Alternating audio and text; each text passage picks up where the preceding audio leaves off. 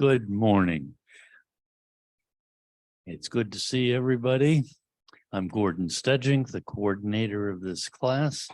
You've all been here before, so our presenter needs no introduction, but Ian Cleary from Grand Valley State is with us. Help me welcome him this third and final session. Thank you.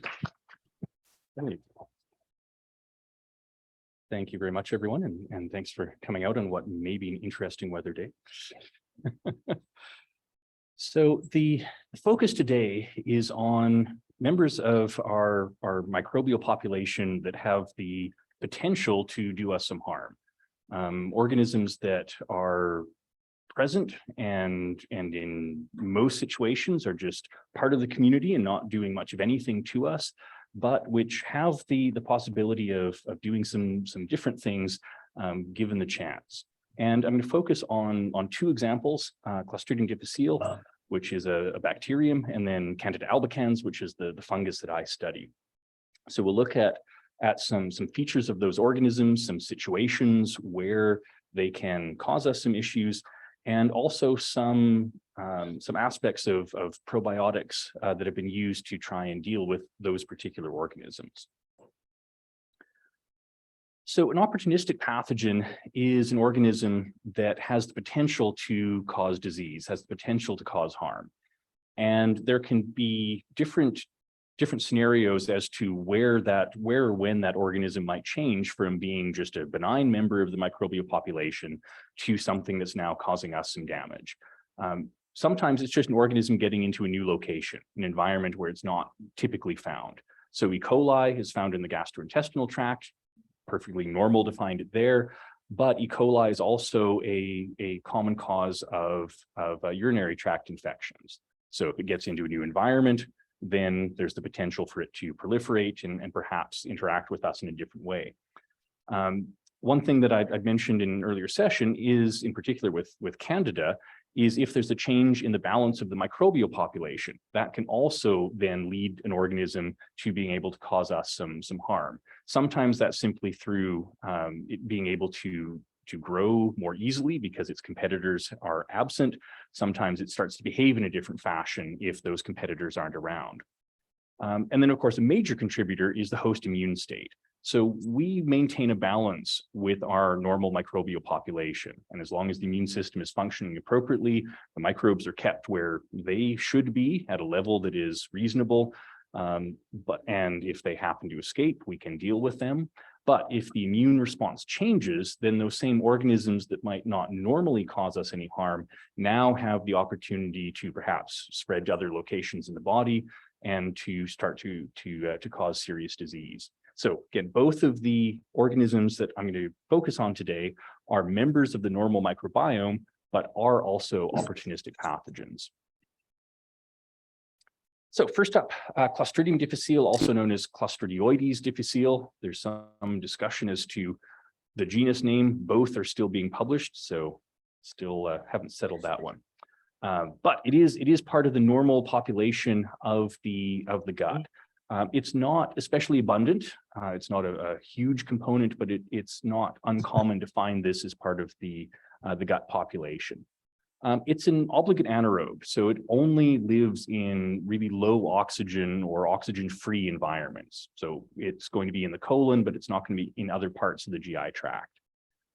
That's also going to influence how it can transit from one individual to another. And that transmission between people is through structures known as endospores. So endospores are perhaps the most stress-resistant biological structure that we know of. These are multi-layered structures. They are resistant to heat. They are resistant to radiation. They are resistant to chemicals. We have to try quite hard to destroy a bacterial endospore. Now, we can do it. Raise the temperature enough, we can destroy these structures. But they are really persistent in the environment. So with C. difficile, the organism itself, the cells, the actively growing cells, are killed in the presence of oxygen. So in terms of getting from one person to another, it's the endospores that are going to be the means of that transmission. So we find this living in the gut, and one effect of Clostridium difficile infection is diarrhea. And if we get contamination of surfaces with endospores, then those endospores can be picked up by someone else, enter the GI tract, germinate to produce active growing cells, and now we've colonized another person.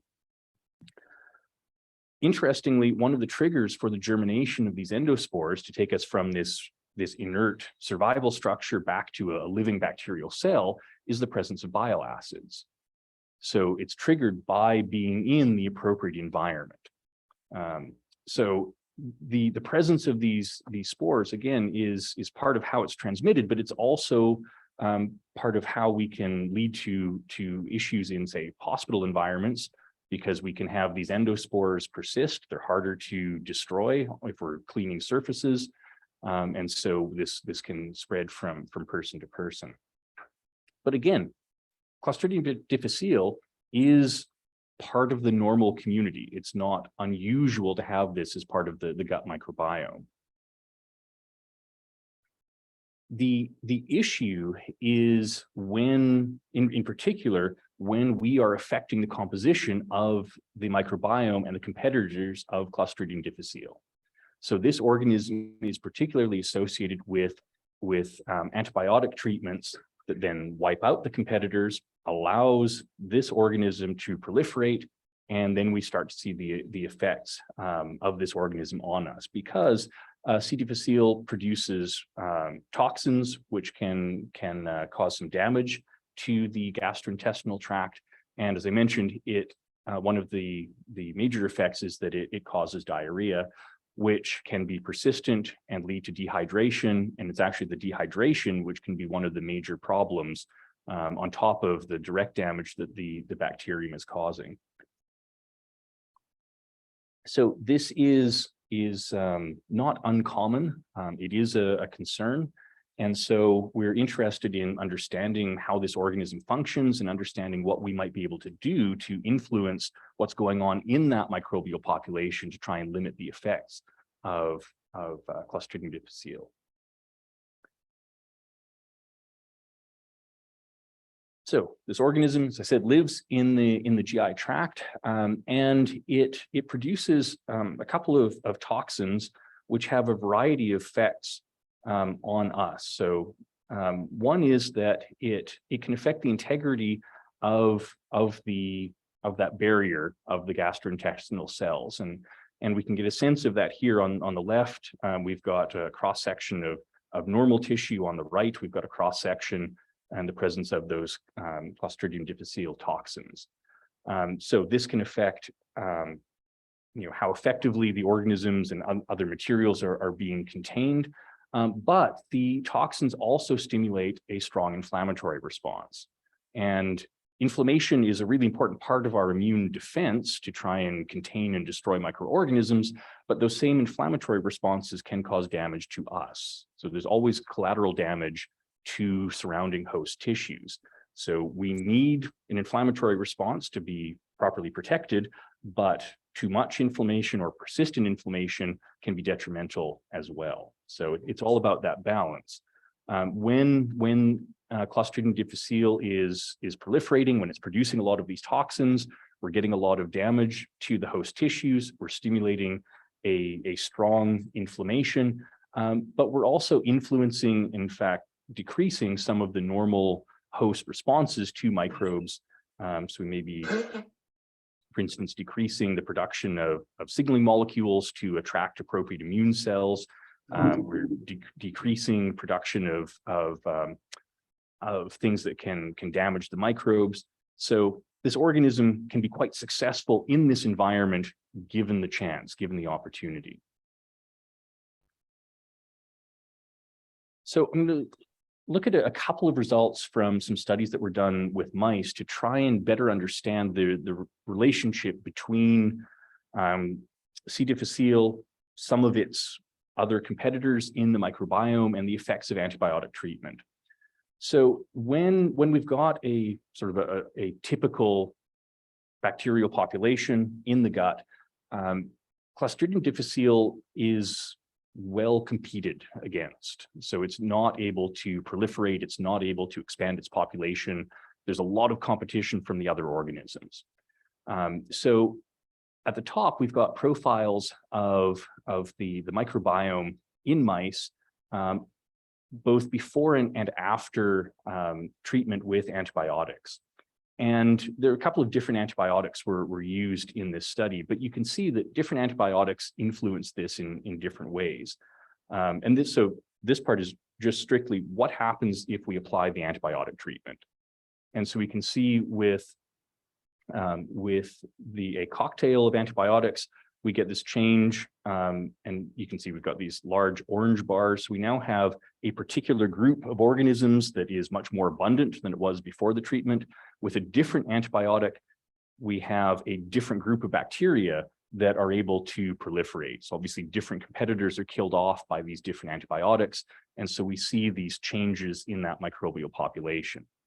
So the next question was, what happens if then Clostridium difficile is added? How is it going to behave in this changed environment after the antibiotic treatments?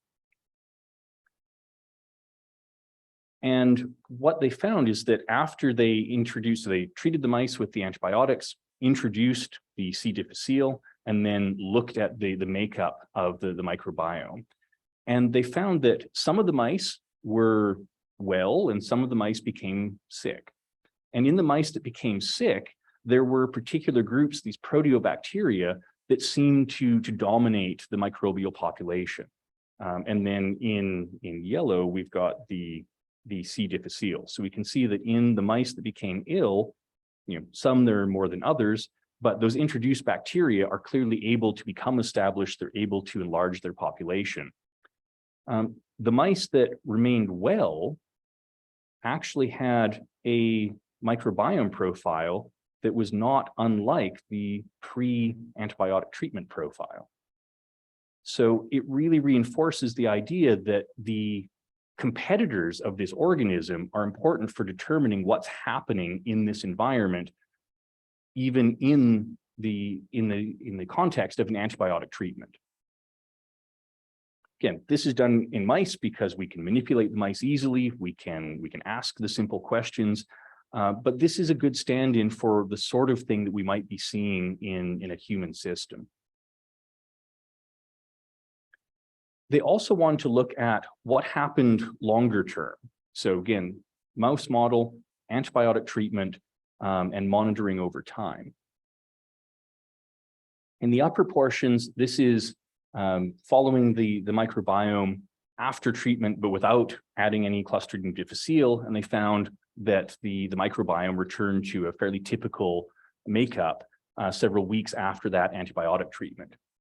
However, when they introduced Clostridium difficile, which again is the yellow in the lower bars, those organisms were able to become established, proliferate, and so there was indeed a lasting effect on the composition of the microbiome.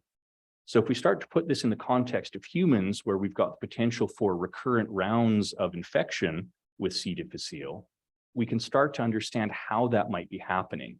It's not only the initial proliferation of the organism after the antibiotic treatment, it's that there may be a longer lasting lack of balance in that microbiome that allows that organism to remain at higher levels than normal and to become reestablished more easily if there's then another round of antibiotic treatment.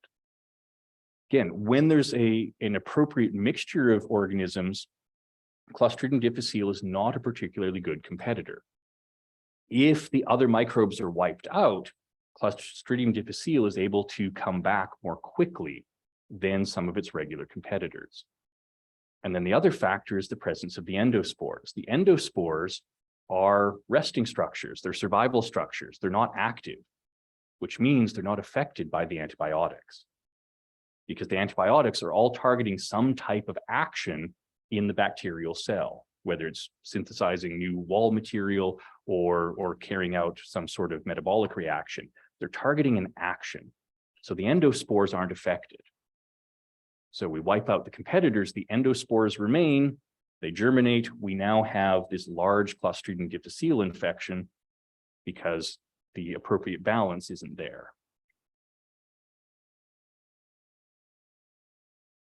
So that then starts to get into the question of, if we know that the competitors of this organism are important, if we know that that is part of how we can avoid a C. difficile infection, and certainly trying to avoid rounds of infection, can we do anything to try and manipulate that population?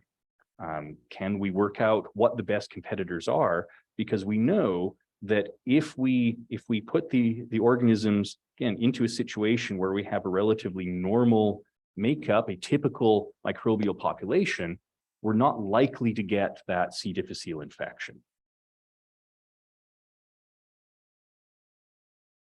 So we're trying to learn more about the nature of that competition, go beyond simply which organisms are present in the different situations, and get at the notion of what are these organisms doing? How are they influencing the growth of C. difficile? How are they preventing the establishment of infection? And it turns out that some of this comes down to the metabolism of the microbes. So some of the bacteria that are typically present in the gut and maybe good competitors for this bacterium are producing things like short chain fatty acids, which help to promote the integrity of that gut barrier. They may be modifying some of those bile acids in a fashion where endospore germination is no longer being stimulated. So if you don't have the signal, then the endospores aren't going to germinate to give us active growing vegetative bacterial cells. And so we can maybe slow down the reestablishment or the new establishment of those Clostridium difficile populations. Now, there are also things happening that may stimulate or support the growth of C. difficile. So there are some chemicals that may actually inhibit some of the bacteria that are associated with maintaining the barrier of the gut. And there are components of the mucus layer that are nutrient sources for C. difficile. So it's a complex environment. There's a lot going on. So we've got some metabolites that are inhibiting the growth of C. difficile. We have some metabolites that are promoting the growth of C. difficile. But all of this comes back to the notion of, can we influence that balance? If we know some of these details, if we know some of the best competitors or the best chemicals to influence the makeup of this microbial mixture, can we do something to influence that balance? And the answer with C. difficile is yes. There has been some success with trying to repopulate the gut with microbes that are more typical in a non-infection state to try and prevent C. difficile from becoming established after an antibiotic treatment. One thing that has been successful is what's known as a fecal transplant. So taking microbes from an individual who does not have a C. difficile infection, transplant those microbes into someone who may be susceptible, and again, try and repopulate the gut with a mixture that seems to inhibit the growth of C. difficile. But of course, there are a lot of questions with that. We're dealing with a really complex environment. What are the best competitors? What is the appropriate mixture? What should we be introducing? And then beyond that, we know that the community varies from person to person. We know that individuals vary from each other on the host side. And so this becomes a complicated situation. What works to repopulate one individual may not actually be the best mixture of organisms for someone else. What if they've got a slightly different microbiome makeup to begin with? Or what if there's part of the host response that's a little bit different? What if the diet is influencing the microbes? But this is the idea. We simply transplant a population that we know seems to be in some type of balance and use that to try and outcompete the C. difficile. There is not a standard approach here. So a number of different things have been tried.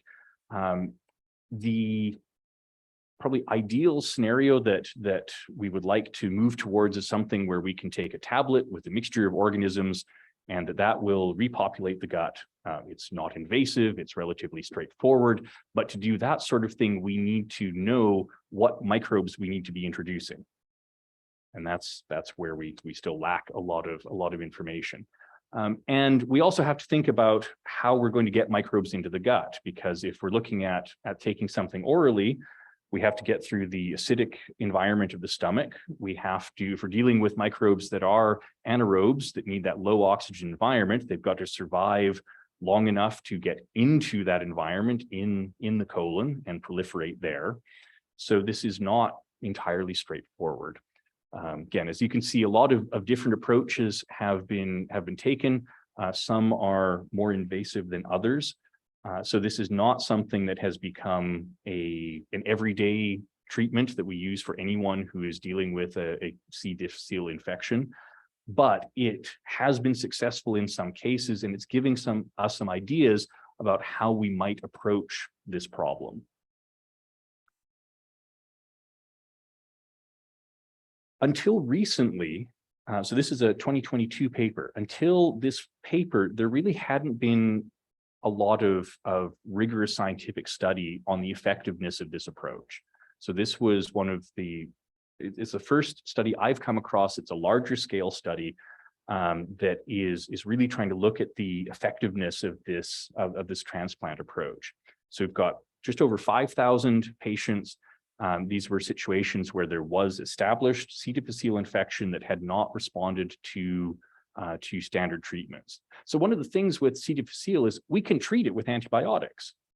But the problem is we then set up the same scenario. We use the antibiotic to kill off the C. difficile, but we're killing off the competitors as well.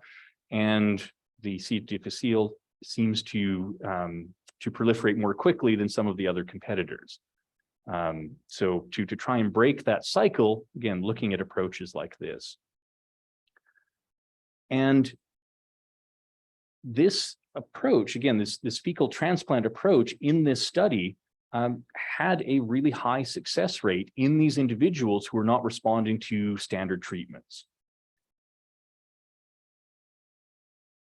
So with recurrent infection, looking at a cure rate of just over 80%. Again, to think about a situation where we've got constant ongoing rounds of infection, to be able to actually break that cycle is amazing. They also evaluated different delivery methods, and as you can see, what is one of the more invasive delivery methods was also the more effective, because you're introducing the microbes straight into the colon, which is where they need to be, which is where we need that competition to take place. So a rectal delivery route is the most effective with this particular method. Now, one thing that we have to keep in mind when we're looking at any type of probiotic approach or trying to introduce other microbes into the system is that we may have other effects on the host. And that is particularly true if we're talking about immune-compromised patients. When we talk about defining an organism as a pathogen, and thinking about an opportunist versus others, one of the things we think about is the host immune response. And so something that may be totally benign in someone with a well-functioning immune system may actually be able to cause disease in someone who's immune compromised. So there were a few instances in this study where patients did have adverse effects from the microbial transplant, and 6 of those were in immune compromised patients. So again, the transplanted organisms in those individuals were able to run amok. So it's one of the challenges when we're taking this approach, and actually I've got another example of that a little bit later, where organisms that don't normally cause disease might be able to in particular situations. But importantly, there were no infections that resulted in this study. There were no instances of sepsis, so no overwhelming effects on those who were participating in the study. So relatively safe, given the number of individuals that were examined here. So this does have potential. Again, it's not something that is standard treatment, and it's not even something that has a standardized protocol. This is still very much in the experimental phase, people trying different things, trying to work out the best options, the best approaches. But in particular, if we are thinking about recurrent cases where the standard antibiotic treatments may not be working very well, this is looking like it might be a promising option. Right. One limitation of this is there wasn't a control cohort. They were dealing with all individuals who were receiving this therapy and who were in the particular category in terms of the infection. But the fact that this was a larger scale screen and was a bit more rigorous than some of the other tests that have been done is a promising result. Now, some other limitations of this approach. This is resource intensive.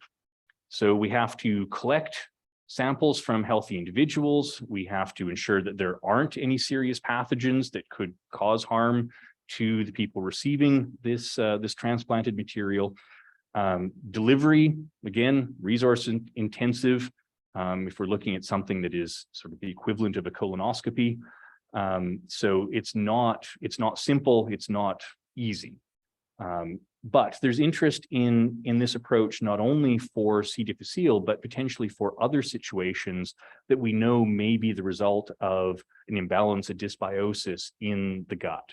So potentially this could be applied in a variety of different situations, both associated with microbes directly or potentially associated with the host in other ways, because we know that the gut microbiome has a lot of influence on the host.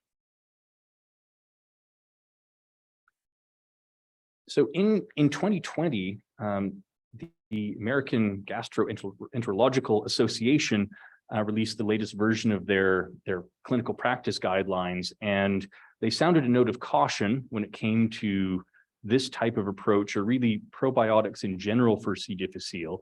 And that is just reminding everyone of the gaps in our knowledge, that we don't understand all of the members of the microbiome. We don't understand all of the things that they can do, and that this approach is introducing a group of living organisms into an individual, and that there are the potential for risks, especially in the context of immunosuppression. So it's a promising area, but we do have to remember some of the challenges associated with it. Since then, there have actually been some interesting results with some new products. So one is still in the clinical trial phase, and one has actually received approval for use. So things do seem to be moving. So the first one, again, phase 3 trial has been completed. And this is a capsule, so it's taken orally. It's a preparation of a group of microbes that seem to be good competitors for C. difficile. The phase 2 trials didn't actually show much of a result, but there was enough there that they moved on to phase 3, and they actually saw that there was an effective limitation of C. difficile infection, as well as a reduced rate of recurrence. So not fully approved by the FDA yet, but moving in that direction. The second one was actually approved in November as a treatment for recurrent C. difficile infection. This is again a fecal transplant approach. So it's taking microbes from healthy individuals, transferring those into a C. difficile patient, but there was a success rate of over 70%. So this is a big change. We've gone from really just experimental small scale studies to something actually being an approved methodology for this infection. And it seems like the first one here is also headed in that direction. So we might be at a point of rapid change with this. We might actually have this become a more standardized treatment.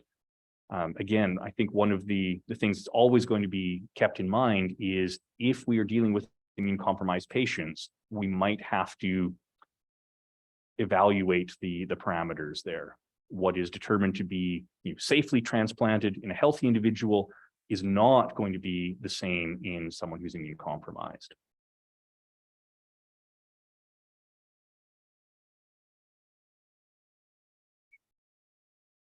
Right. So I want to talk a little bit more about the whole probiotic thing before we move into our second opportunistic pathogen. So what I've just mentioned is something that actually has received FDA approval to be used as a treatment. That is unusual in this area.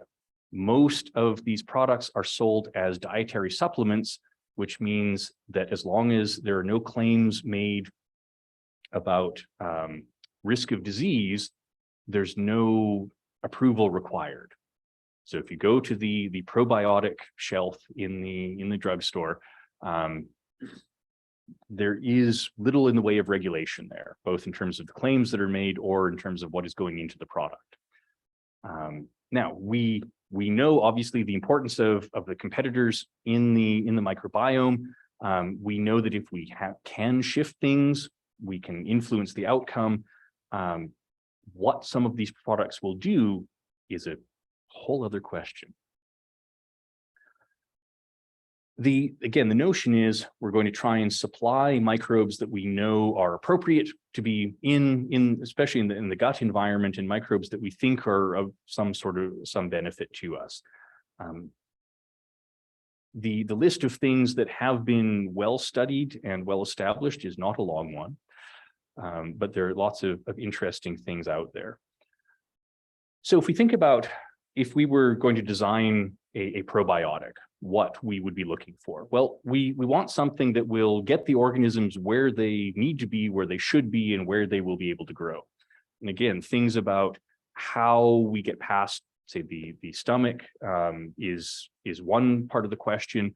What environments are appropriate for those organisms, and can the organisms reach there? That's another one. When people study probiotics, one of the things they do look at is recovery.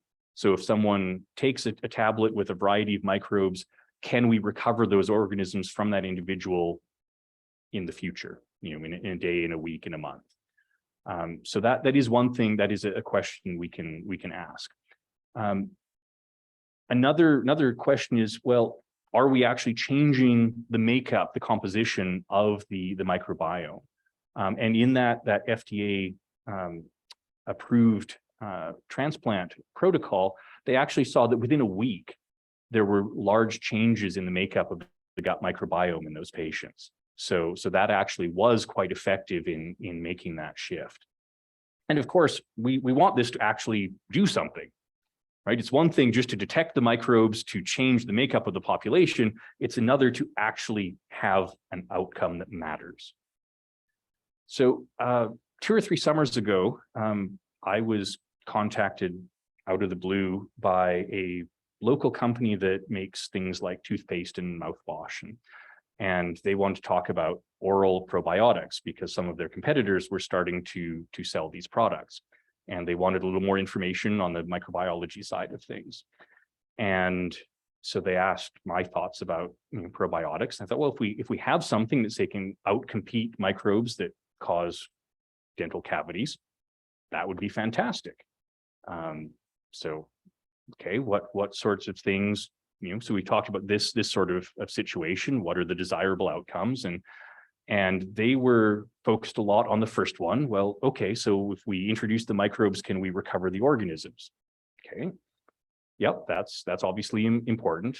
And they asked, well, what would you want to see as a successful outcome from this type of study? Introduce some microbes into the mouth and see what happens. Well, from the very individual perspective, I want something that's going to stop cavity formation. That's all I really care about. It's the end point. Can we recover the organisms? Can you shift the balance? That's all great. I want to know, does this product actually prevent cavity formation? That's a product I would buy. Discussions didn't go much further than that. That was perhaps a little more than they were aiming to work on. But also, again, in this realm of probiotics, their competitors' products were not making claims about cavity prevention. It was, oh, we were able to detect higher levels of this organism after people chewed this tablet. Well, that's great, but is it actually having an effect? That's what we care about. But also, if we just think about the case of trying to come up with something for the mouth is not all one environment. And the organisms that are on the surface, of course, are exposed to oxygen or often using oxygen. The organisms that are causing periodontal disease, living down below the gum line, are actually anaerobic organisms. And so you introduce something that maybe lives well on the surface, that might not get down into those lower environments. And if you do want organisms in those environments, how do you get them there? So the whole question of what are we setting out to do and how are we going to do it is quite complicated. We have to remember the complexity of not only the microbial populations, but also the complexity of the environments that we're working with. But there are, if we look in probiotic preparations, there are some organisms that come up quite commonly. Members of the genus Bifidobacterium are a common component of probiotics. And we know these are part of the gut population. They're in fact some of the first colonizers of the gut, and they break down some of the complex carbohydrates that are in human milk. So we know that they're a normal part of that population. Used as a probiotic, these do seem to have an influence on gut health, in particular in cases of diarrhea in infants, constipation in the elderly.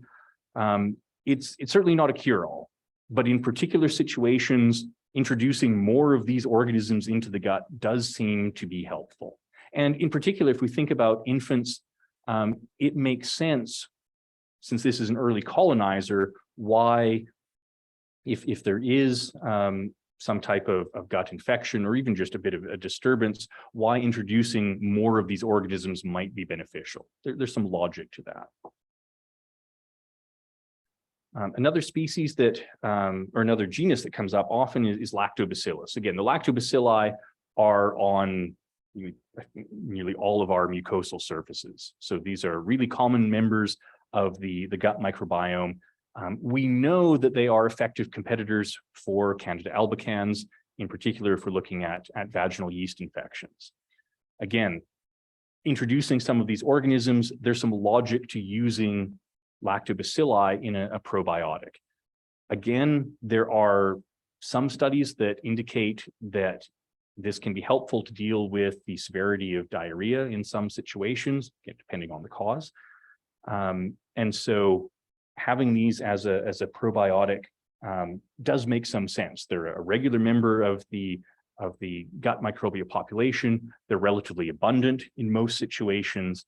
And so, again, also a common component of probiotics that you'll find on the shelf. Another one that can be quite common is actually a yeast, a fungus. And there was a study done in Finland looking at the use of this probiotic over a period of time in a group of hospitals. And this highlights, again, one of the limitations of the use of probiotics, and that is on the risk side. So they identified 46 patients that had bloodstream infections with this organism. And it turns out that nearly half of those patients were taking this organism as a probiotic.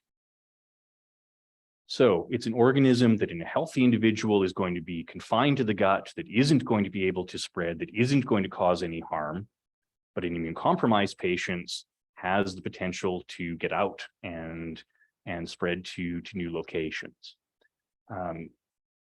So again, just a reminder that that we have to be aware of the host side of the equation, as well as the makeup of the microbial population. And as you can see, they looked at over 1,000 patients that were not blood culture positive for this organism, but they also, they looked at patients who were positive from things that were not blood, so cultured from other sites of the body or other fluids, and they were able to detect this organism in a number of them, and nearly 20% of those were patients who were taking this as a probiotic. So again, not confined strictly to the gut in all the patients who were using this. So one of the conclusions from the study is perhaps a little more caution in the use of this as a probiotic would be warranted, that it shouldn't necessarily be a universal application.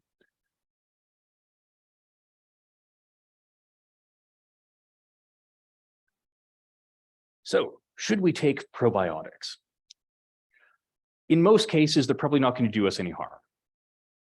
I have used probiotics. I am skeptical of some of the things I have taken, but there have been times where I've been feeling a little unwell and thought, okay, I'm going to either go and eat some yogurt, or I'm going to take a lactobacillus tablet because it probably can't hurt.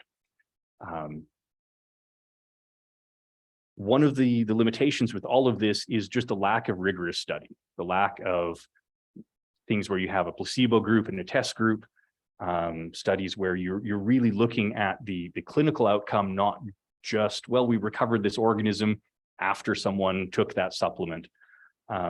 There's so much we don't know, but in general, it probably can't hurt. And the things that are commonly used, are commonly sold, there is some evidence to indicate that in cases of things like diarrhea, and in some cases, diarrhea associated with travel, so perhaps exposure to new organisms or new environments, that those supplements really can help to restore an appropriate balance in the gut and relieve some of those symptoms. Probiotics are not going to be the cure-all. Taking a supplement with one organism isn't going to change all aspects of health. Now, could we progress to something where we've got a better understanding of the microbes, a better understanding? Certainly. So I think more investigation in this area, more targeted investigation, could yield some really interesting results. But certainly not everything that you can go into the store and buy is going to do what it might promise on the packet. We also do know, of course, that antibiotics wiping out the microbes that are just hanging out in the gut and in other locations on the body, that is a challenge. And we know that trying to repopulate with appropriate organisms before something like Clostridium difficile can become established, we know that's a big deal. And so if we're taking a course of antibiotics, eating some yogurt, taking a lactobacillus tablet, seems like a pretty reasonable thing to be doing. We know the antibiotics are having an effect. We know these organisms are normally present in the gut, and that having a few more of them around isn't going to do us any harm. So that seems like a reasonable approach. But again, complex environments, complex populations, there's a lot we don't know in this area.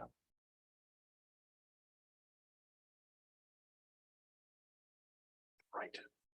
So we're going to shift now to the organism that I study, Candida albicans. I'm mostly going to talk about how this organism is an opportunistic pathogen and how infections become established. Be a little bit about probiotics at the end of this section as well. So Candida albicans is a fungus. It is the most commonly isolated fungus associated with humans. It's thought that between 1 and 2/3 of the human population is typically colonized with Candida albicans, and that the largest component of that population is in the gut. But this is a flexible, adaptable organism that survives in a number of different host environments. Interestingly, To date, we think that humans are the only environment for Candida albicans. It doesn't seem to have an environmental reservoir. We seem to be its environment. It is also, in addition to being part of our normal microbiome, it is an opportunistic pathogen. It is an organism that can cause disease. It can cause a range of disease, from things that are superficial skin infections through to fatal systemic disease. It is the fourth most common cause of hospital-acquired infections. The top three are all going to be bacterial, but the fourth one is this particular fungus. And because it's a fungus, its cells are fundamentally similar to our own. And so trying to develop antifungal treatments is a lot harder than trying to develop antibacterial treatments. So that's one of the other reasons why we are concerned with this particular organism. On the superficial side of things, we get things like oral or vaginal thrush, we get nail infections, we get things like diaper rash. So these are all superficial, both in the literal sense of being confined to surfaces, but also in the sense that we can treat these relatively easily. Something like a topical antifungal cream can deal with a skin infection. So these types of infections are relatively straightforward. On the opportunistic side, these are still going to be associated with the organism having the chance to grow and proliferate. So in the case of vaginal yeast infections, it's often the bacterial competitors being wiped out through a course of antibiotics. In the case of diaper rash, we've got a moist environment on the skin where the fungal cells are able to proliferate.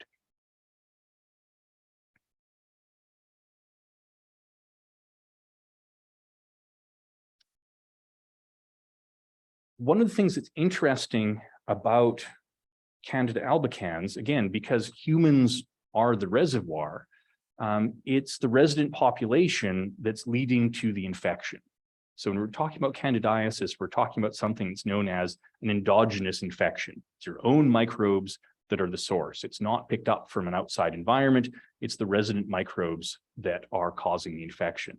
And that's true of really any type of candidiasis we look at. But if we think about vaginal thrush, vaginal yeast infections, again, it's usually that the fungal cells are there, but the bacterial cells are eliminated, again, often through antibiotics, and then those fungal cells are able to proliferate. Now, interestingly, the symptoms here have little to do with the fungus directly and a lot to do with the host. So it's the host stimulating a really strong inflammation against the fungal cells, which are now more abundant and a little more invasive without their bacterial competitors, that results in the typical symptoms of this type of infection.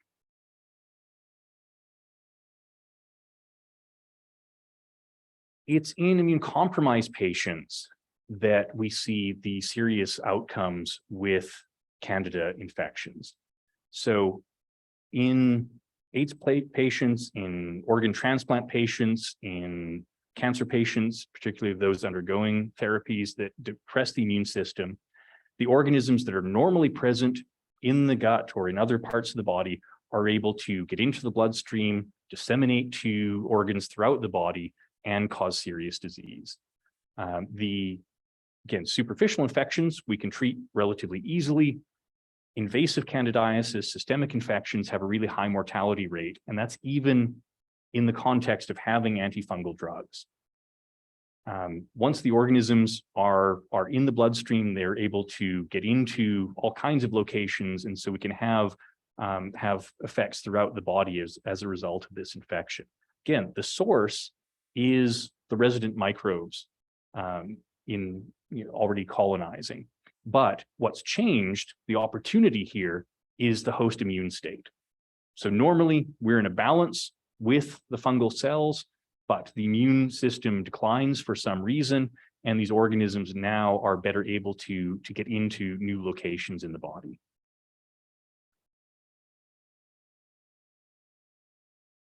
One of the challenges with any fungal infection, and particularly with invasive candidiasis, is there are no unique signs or symptoms. There's nothing that says this is a fungal infection. And in fact, the only indication of infection may be a brief fever. And of course, there's nothing specific about that. That just says there is an infection. It doesn't indicate that it's specifically a Candida infection. So that difficulty on the diagnostic side is part of what contributes to the mortality rate, because often those are not diagnosed as a fungal infection initially. And so that can lead to a delay in treatment, which can then worsen the outcome. It's also not the first thought that is a fungus. People are typically going to think viral or bacterial first. And so testing for a fungal infection may be the third option. So that's something else that can be problematic. The other thing that's kind of interesting, but also difficult with systemic candidiasis is the cells can get into the bloodstream, they can spread to other locations, but they don't stay in the bloodstream very long. So patients who have invasive candidiasis may actually be blood culture negative because there just aren't a lot of cells in the circulatory system. They're getting where they get, and then they're migrating out. So diagnosis is an issue. And of course, we've got different species of Candida that can cause disease, and the susceptibility to antifungal drugs varies between those species. So even if we suspect it's a fungal infection, even if we suspect it's Candida, it's going to be important to work out which species is causing the infection to apply the appropriate treatment. So a lot of complications with this type of infection.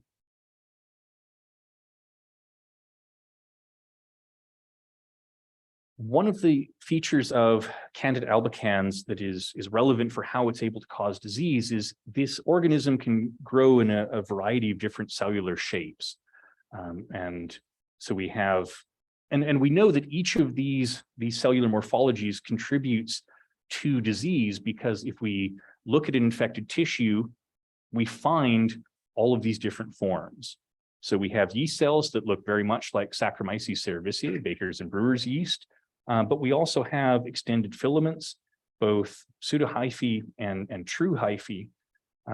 And again, we know that these play different roles in infection. We know, for instance, from animal studies that yeast cells are best at disseminating to new locations.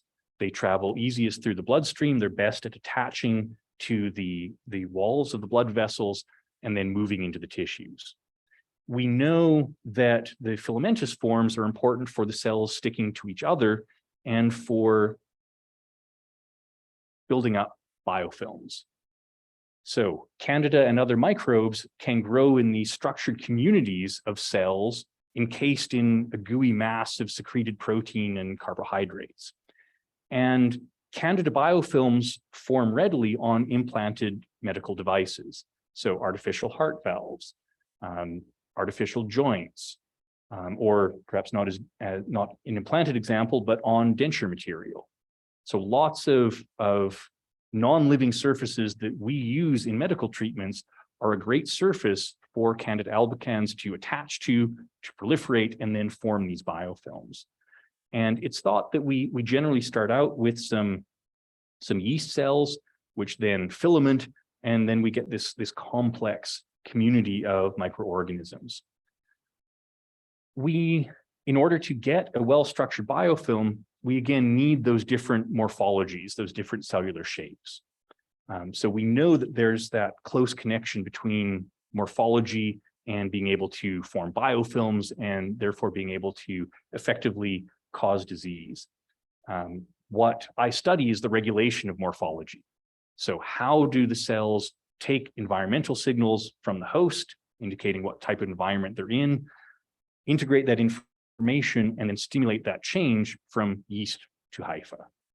And the idea is, so I'm not on the clinical side of things, but the idea is that the better we understand that cellular process, the better positioned we might be able to be to interfere with it and interfere with things like biofilm formation. One of the challenges of dealing with a biofilm is that the cells that are in that structure are more resistant to antifungal drugs. Part of that is simple penetration. The cells are encased in this gooey secreted material, and it's harder for the antifungal drugs to get down to the cells. But it also turns out that being in this community, the cells communicate with each other and they change. So if you disperse the biofilm, if you break it up and you test the cells, even when they're outside of that environment, they are more resistant to antifungal drugs than cells that have been cultured just in a broth freely floating. So the presence, the ability of this organism to form biofilms is an important component of it being able to cause disease.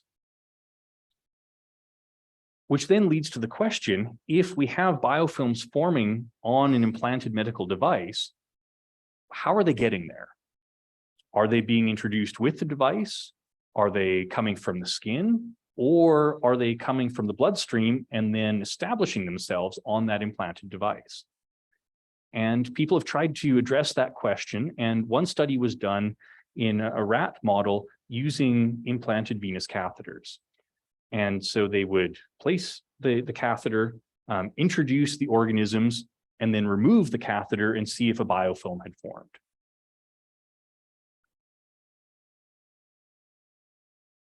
What they found was that there isn't a definitive answer to where are the cells coming from. So they tested two scenarios. One was they introduced some Candida cells through that catheter and indeed found that the catheter developed a nice, robust biofilm, lots of cells growing there.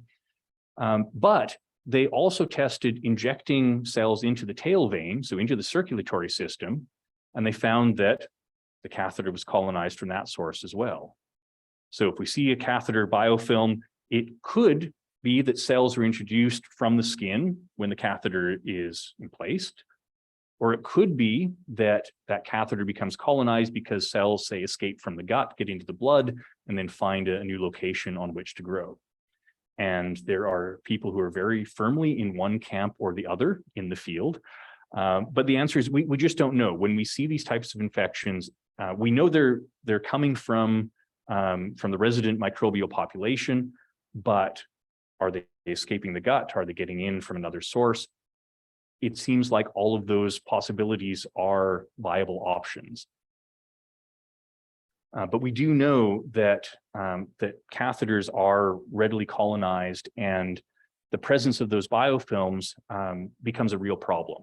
So not only can the organisms become attached and increase their population there, but cells can leave that biofilm and then travel to new locations. So the catheter population can be a source of new dissemination to other sites in the body. And talking to some friends who are more on the clinical side, one of the issues with this scenario becomes balancing, dealing with that now biofilm compromised catheter and the risks of going through replacing that catheter. And so it's not always as simple as, oh, well, we'll just put a fresh one in and everything will be fine. So this again, on the clinical side, dealing with biofilms on catheter material is one of the big challenges. So when you look at, in particular, something like an introductory level textbook, Candida infections are sometimes described as sexually transmitted infections. And they absolutely are not, because it's not like something like gonorrhea, which is spread from person to person in the population. These infections come from, if we're thinking about yeast infections, coming from the microbes that are already there. So not something that's spread from person to person. But a study was done back in 2004 with consenting volunteers to see if a vaginal yeast infection could be established. So could an outside inoculation of Candida actually establish an infection? And this was using a clinical sample from someone who had recurrent vulvovaginal candidiasis, so a strain that is well able to produce disease. And they found out that essentially no cases were any of the volunteers successfully infected with this outside source. So just reinforcing the notion that when we see Candida infections, it is nearly always going to be the resident microbial population, not a doctor treating the patient or contact with an outside surface that's going to be introducing the microbes. It's the resident population. Again, they're opportunists. They're there. They're not doing anything to us in a typical situation where we are healthy. The immune system changes, we see the potential for disease.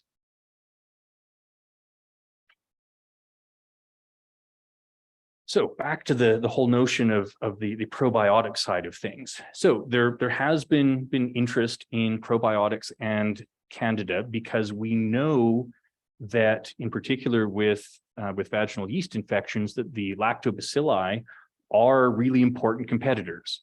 We know that they influence the environment and they influence the growth of Candida.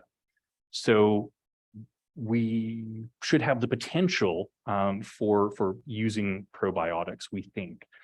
Again, we know that the lactobacilli are good competitors. We know that they're normally present in the environment on a variety of different mucosal surfaces where we may also find Candida living.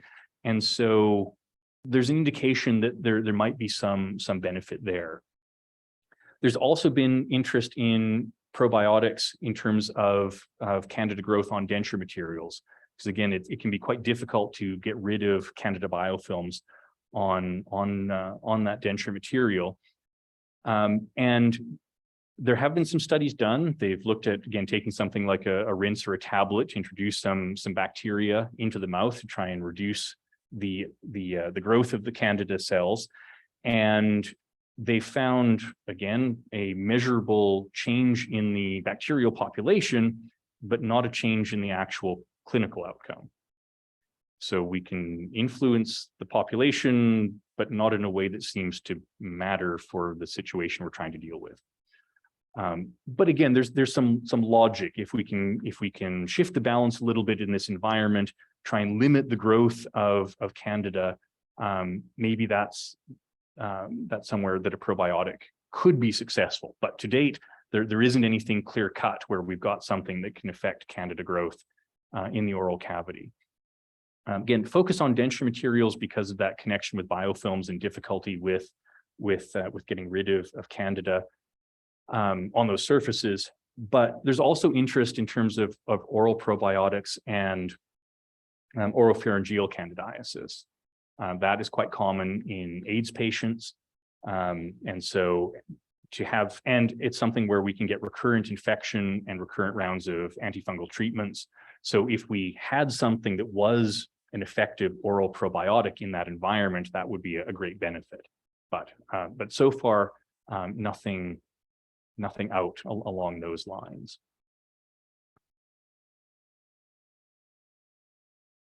Actually, we'll come back to that.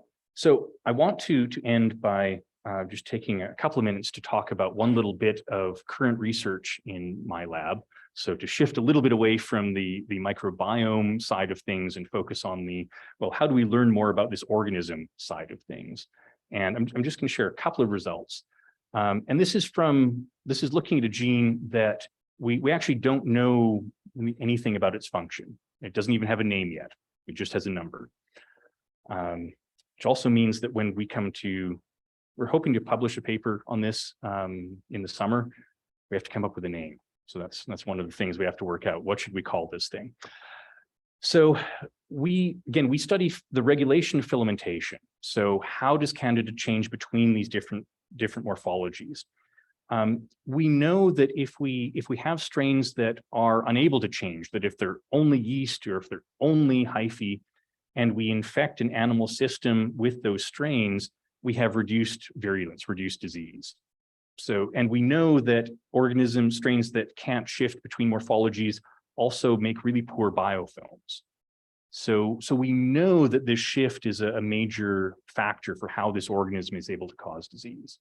So we're looking at this gene that, again, previously unstudied. We know that its expression is upregulated during that change from yeast to hyphae. So there's something associated with that morphological change.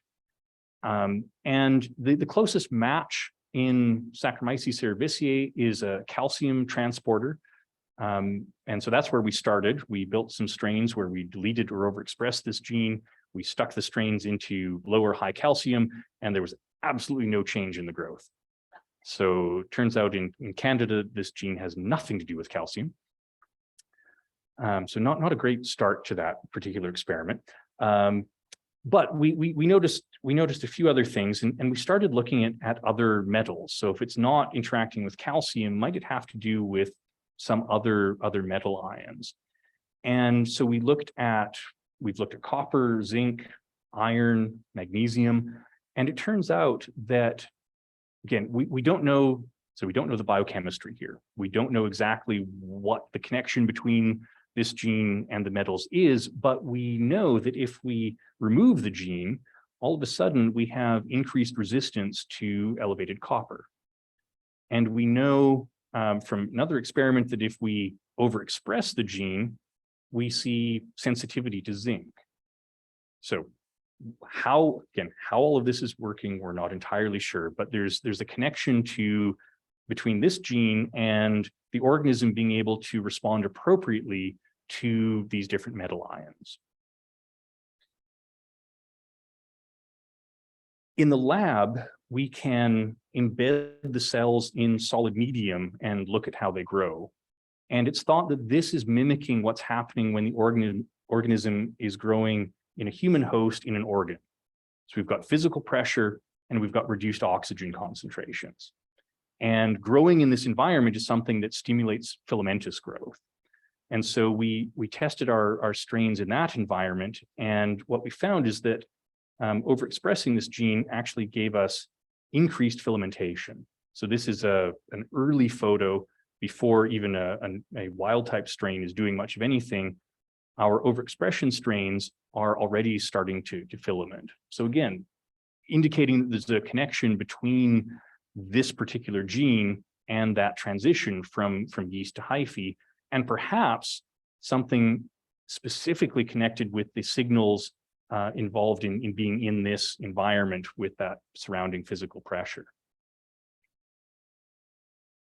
We've been trying to again understand exactly how this gene is working. And one of the things we've looked at is where the protein is located in the cell, see if that gives us an indication of function. So we constructed a strain where we had a version of the protein that would fluoresce if we hit it with an appropriate wavelength of light. And so what you can see here is in blue, we've got the cell, the extended filament, and in red, we've got where the protein is found. And interestingly, when we grow the cells in different hypha stimulating conditions, you can see that the localization changes. So in some situations, it's primarily in the original yeast cell, but in other conditions, it's located some distance along the filament. We're still trying to work out what that's telling us.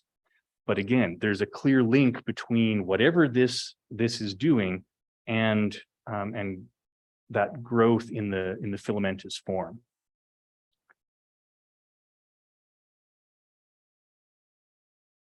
There was some indication that, that may not show up well enough to make my point.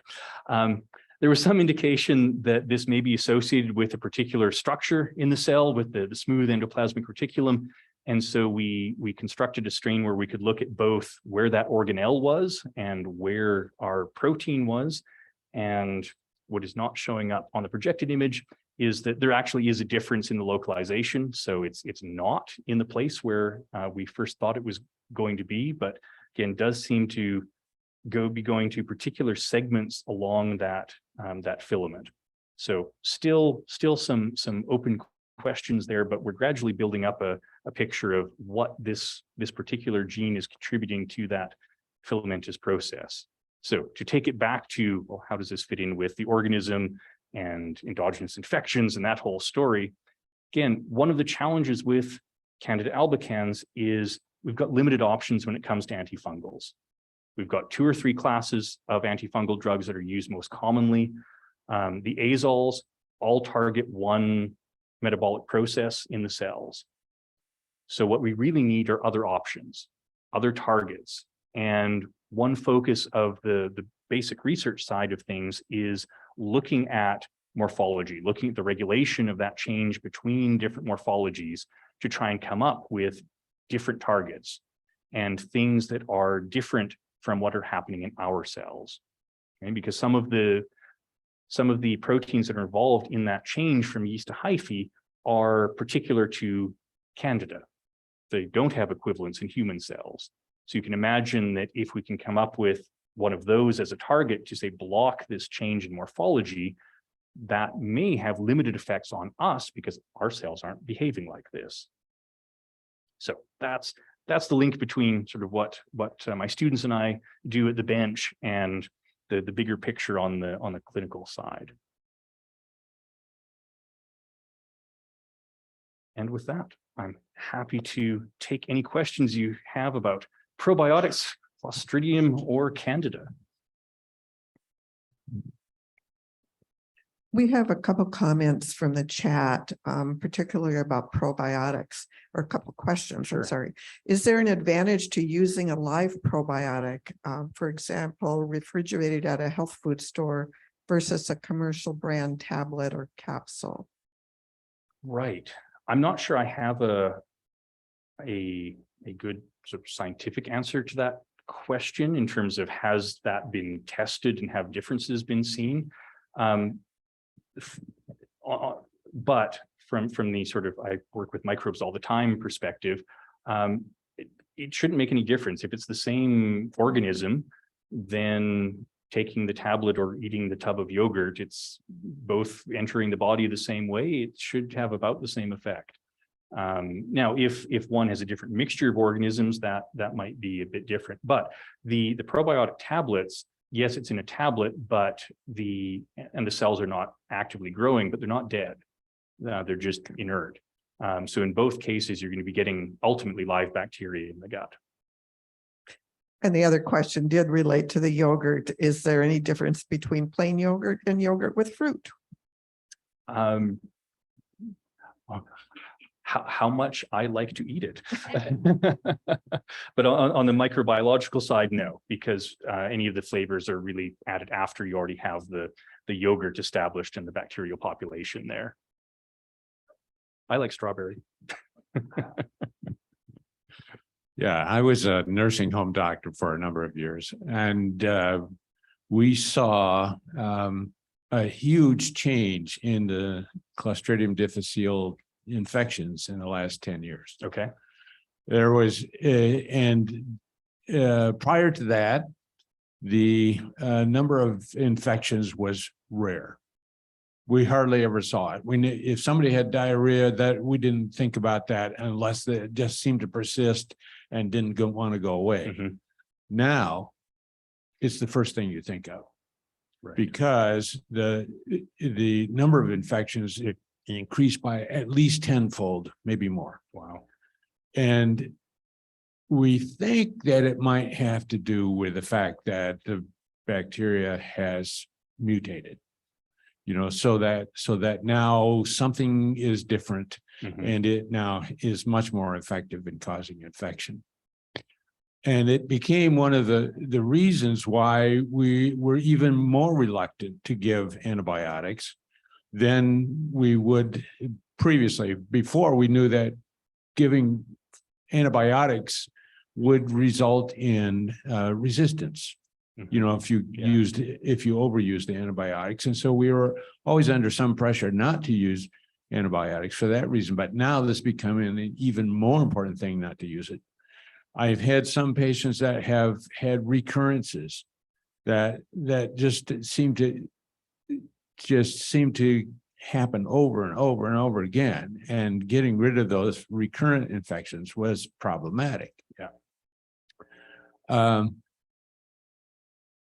And then you talk about probiotics, they in the use of treatments for C. diff, probiotics were sometimes used by my colleagues. I myself am agnostic about their effectiveness, because the principle is that it might work. Right. And so, yeah, you always keep that in mind, but I have to say, in seeing the people who got probiotics versus those who did not, I really wasn't able to see much of a difference. And so, there are no hard studies to look at this. So I really can't say what the percentage of effectiveness is, but if there's an effectiveness, it's really low. So, Yeah, and that's, when you look at any of the probiotic work, it's often, well, this was a small study, this was done with a handful of patients. And so, yeah, trying to extrapolate that, when some people, like you said, have jumped right on, oh, this is what we should do. Do we really know? We have one comment from the chat about C. diff. Sue says, I had a ruptured appendix and developed peritonitis. I also had a C. diff infection. I thought it was from contamination, but now it looks like it may have been from all the antibiotics I was receiving. And then she mentions becoming allergic to clindamycin, and then was treated with amoxicillin, Cipro, and Flagyl. Wow. Then I had an allergic reaction to one of those, so No, it no. became very difficult. Yeah, so it would be great if we had something else that would be effective,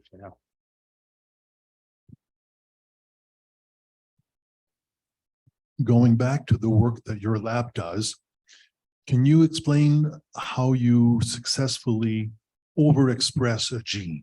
Sure.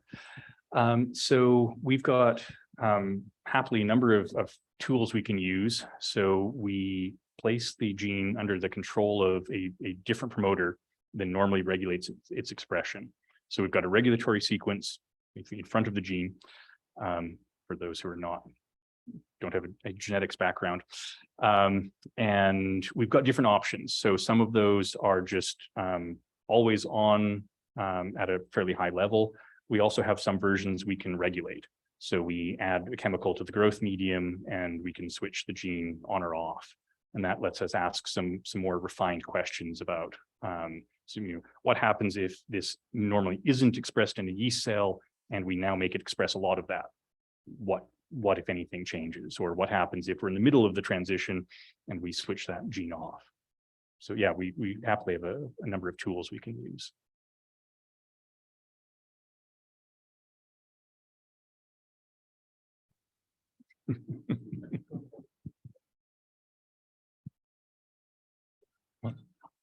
I assume that this concludes our session, and it's been a wonderful time to see you all and to have Ian Cleary with us, and I hope he comes back someday. Thanks, I've really enjoyed it. Let's thank him.